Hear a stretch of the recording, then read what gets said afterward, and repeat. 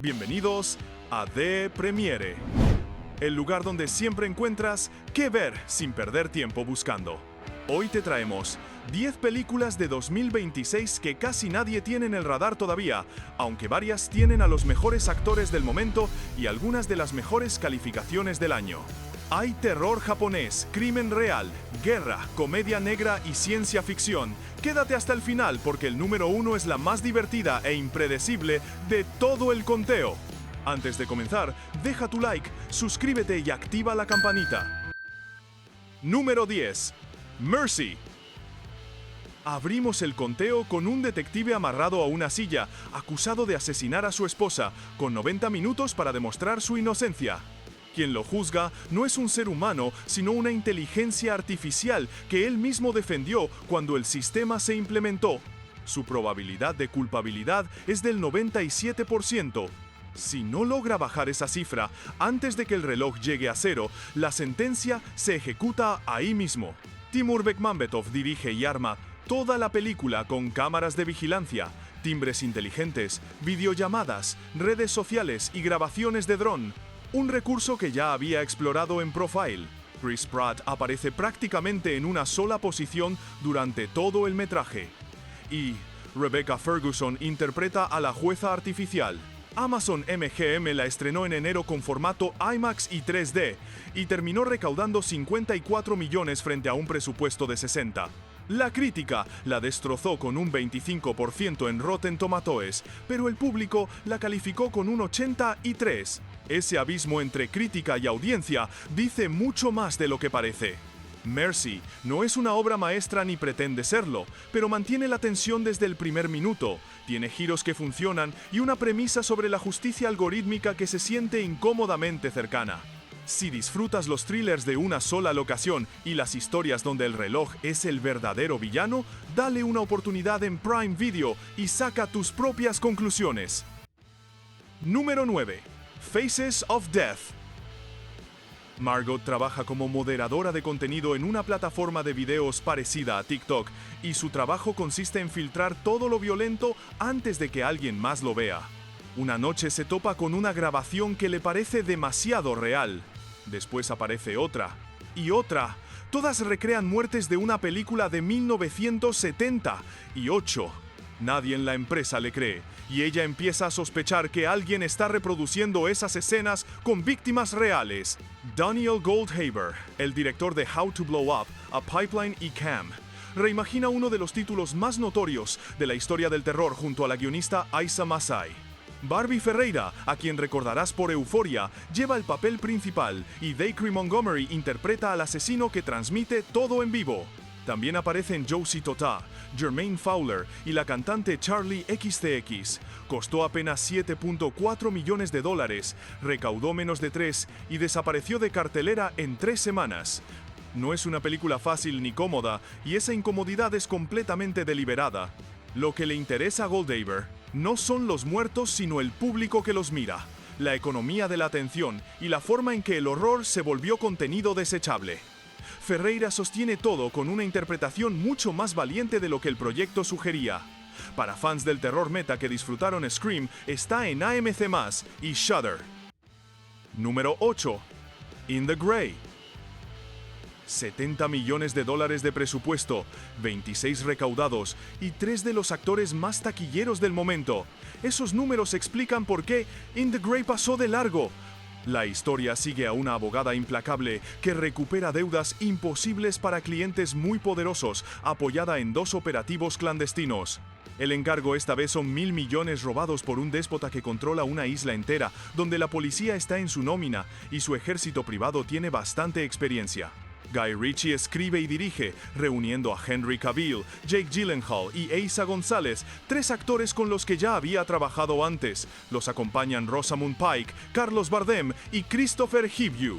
Se rodó en Tenerife y arrastró años de retrasos antes de llegar a salas. Lo más interesante es que gran parte de la acción está construida con efectos prácticos, algo que se agradece en una época donde casi todo se resuelve con pantalla verde. La crítica quedó dividida, pero el público la calificó bastante por encima. Guy Ritchie no reinventa nada aquí, y ese es justamente el punto. Lo que ofrece es la fricción entre dos personajes que funcionan en frecuencias distintas, diálogos afilados, persecuciones reales y ese humor seco que ya es su marca registrada. La química entre Cavill y Gyllenhaal sostiene la película entera. Si disfrutaste de Ministry of Ungentlemanly Warfare o Wrath of Man, esta te va a caer perfecto un viernes por la noche. Número 7. Cold Storage. Un hongo parasitario sellado por el gobierno en 1978 empieza a filtrarse desde el subsuelo de una vieja base militar. Encima de esa base construyeron un depósito de autoalmacenaje y esta noche solo hay 2 empleados de turno. A medida que la temperatura sube, el organismo se multiplica, muta y convierte a todo lo que toca en algo que estalla. Un agente retirado de bioterrorismo es el único que sabe lo que hay ahí abajo. David Cobb, el guionista de Jurassic Park y Misión Imposible, adapta su propia novela y Johnny Campbell dirige. Joe Keery, en su primer proyecto tras el final de Stranger Things, hace pareja con Georgina Campbell, la protagonista de Barbarian, y Liam Neeson entrega su única película del año. El reparto suma nada menos que a Vanessa Redgrave y Leslie Manville. Se estrenó en febrero, pasó completamente inadvertida en taquilla y aún así cerró con un 81% en Rotten Tomatoes. ¿Buscas terror que no se tome en serio a sí mismo ni por un segundo? Cold Storage es un homenaje descarado a las películas de serie B de los 80, con efectos prácticos asquerosos, humor negro constante y un elenco que sabe perfectamente en qué tipo de película está actuando. Georgina Campbell le da un ancla emocional real a todo el caos. Llega a MGM+ el 15 de julio y es la película perfecta para ver con amigos. Número 6. Normal. Minnesota. Nieve, amabilidad exagerada y un pueblo donde nunca pasa nada. Ahí llega Ulises, un sheriff interino que lleva años saltando de destino en destino, evitando cuidadosamente cualquier cosa que se parezca a un problema. La muerte del sheriff anterior le deja algunas dudas incómodas, pero nada que no pueda ignorar. Todo cambia cuando un asalto a un banco sale terriblemente mal y deja al descubierto un secreto que involucra al pueblo entero. La dirige Ben Wheatley con guión de Derek Kolstad, el creador de John Wick y el mismo escritor detrás de Nobody, la película que convirtió a Bob Odenkirk en héroe de acción improbable. Aquí vuelven a trabajar juntos y el resultado mezcla western contemporáneo, comedia negra y balacera desbordada. Henry Winkler interpreta al alcalde y Lena Headey a la dueña del bar. Estrenó en la sección Midnight Madness de Toronto con una recepción tan buena que Magnolia la lanzó en más de 2.000 salas, su estreno más amplio en la historia. Odenkirk sigue siendo tan carismático como siempre en el papel del hombre cansado que preferiría estar en cualquier otro lugar. La atmósfera invernal es densa, la violencia es exagerada hasta el absurdo y la película nunca pretende ser más de lo que es. Los críticos la compararon con Fargo, Hot Fuzz y John Wick al mismo tiempo y no están del todo equivocados. Perfecta para una noche de fin de semana con palomitas. Número 5. Tuner. Un joven con hiperacusia escucha el mundo con una intensidad insoportable.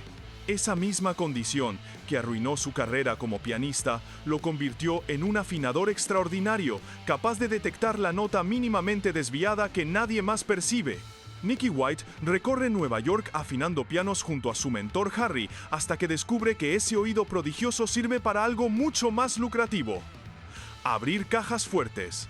Cuando Harry termina hospitalizado con deudas médicas imposibles, Nicky toma una decisión de la que ya no habrá regreso.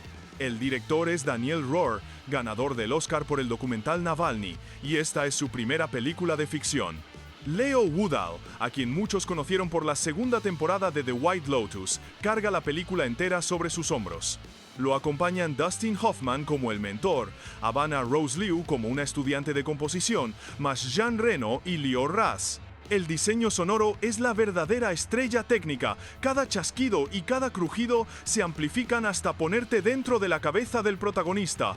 Acumuló un 94% en Rotten Tomatoes. Tuner mezcla crimen, drama, suspenso y romance sin que ninguno de esos elementos le estorbe al otro, algo mucho más difícil de lo que parece. La premisa del robo se siente familiar durante los primeros minutos, pero el detalle del oído lo cambia absolutamente todo. Si te gustan las películas inteligentes, con personajes que importan de verdad y con una tensión que crece desde el silencio, esta es una de las mejores opciones del año. Número 4. Exit 8. Un pasillo del metro, iluminación fluorescente, azulejos limpios, ni una sola ventana. Un hombre camina buscando la salida número 8 y descubre que el corredor se repite una y otra vez sin final. Las reglas de su encierro son simples y aterradoras. Si detecta cualquier anomalía, cualquier detalle mínimo que se salga de lo normal, debe dar media vuelta de inmediato. Si todo está exactamente igual, debe seguir avanzando. Eso es todo. Genki Kawamura dirige esta adaptación del videojuego indie japonés The Exit 8, publicado en 2023 y convertido rápidamente en fenómeno de culto.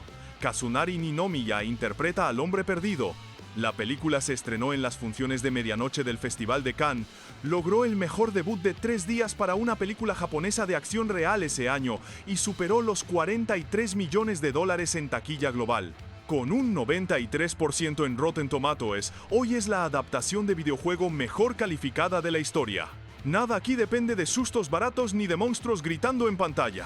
La sensación que deja Exit 8 es la de estar buscando junto al protagonista, revisando cada esquina del encuadre para encontrar lo que cambió, y a veces notándolo antes que él. Ese instante en el que tu cerebro reconoce la anomalía y todavía no sabe qué hacer con ella es exactamente donde vive esta película. Llega a Shudder el 17 de julio. Número 3. Dead Man's Wire. El 8 de febrero de 1977, en Indianápolis, un desarrollador inmobiliario llamado Tony Kiritsis entró a las oficinas de una compañía hipotecaria convencido de que lo habían estafado. Salió de ahí con el hijo del dueño como rehén, una escopeta recortada y un cable atado desde el gatillo hasta el cuello del hombre. Si alguien lo derribaba, el arma se activaba sola. Lo que siguió fueron 63 horas de asedio transmitido en vivo a todo el país. Gus Van Sant regresa a la dirección después de años fuera de las salas, con guión de Austin Kolodny. El director contó que lo convencieron las grabaciones reales de las llamadas al 911.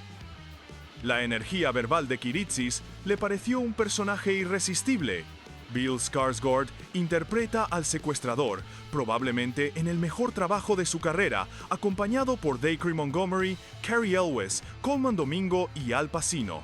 Estrenó en Venecia, recaudó apenas $2,5 millones y aún así acumuló un 92% en Rotten Tomatoes, la mejor cifra de Van Sant desde Milk.